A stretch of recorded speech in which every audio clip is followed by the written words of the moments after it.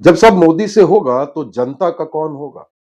पिछले कुछ सालों में भाजपा में एक चर्चा बहुत आम है।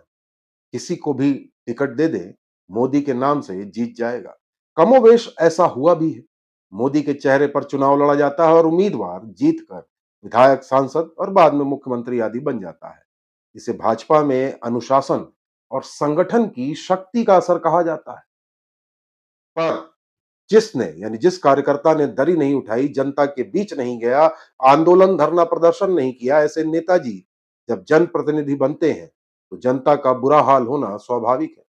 लव जिहाद का मामला हो या फिर खाद की किल्लत या महंगाई का मुद्दा, सभी मुद्दों में कुछ जनप्रतिनिधि मूक बधिर से हो जाते हैं। मोदी की छवि के आधार पर जनप्रतिनिधि बन गए, यह नहीं समझ पाते कि जनता के किन मुद्दों पर लड़ना या बोलना है। परिक्रमा के आधार पर पद पाए जनप्रतिनिधि की आवाज न तो शासन और ना ही प्रशासन के सामने निकलती है। नतीजा यह होता है कि प्रशासन बेलगाम हो जाता है। आम जनता को कीड़ा मकोड़ा समझने लगता है प्रशासन। इसकी सच्चाई लगभग हर सरकारी दफ्तर के सामने आपको दिख जाएगी। अंत में परेशान होकर जनता बेचारी दलालों के आश्रय में जाती है और अपने काम करवाने को मजबूर हो जाती है। इन्हीं दलालों की अवैध वसूली से फलते फूलते हैं सरकारी कर्मचारी और अधिकारी। इस फलने और फूलने का हिस्सा जाता है मंत्रालय में बैठे नेता और आला अधिकारियों तक।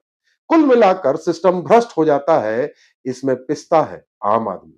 सरकारी अस्पताल के बाहर लगी लाइन और इनके बीच घूमने वाले दलाल इस बात का परिचायक है कि सरकार सुषुप्त अवस्था में है और इसके जनप्रतिनिधि यही कहते हैं, हमें जनता ने नहीं, पार्टी ने टिकट दिया और मोदी ने जितवाने का प्रबंध किया।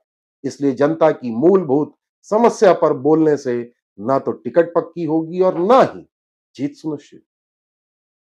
इसलिए मोदी की छवि के भरोसे जीतने वाले कुछ नेता या जनप्रतिनिधि के लिए जनता अब जनार्दन नहीं रह गई है।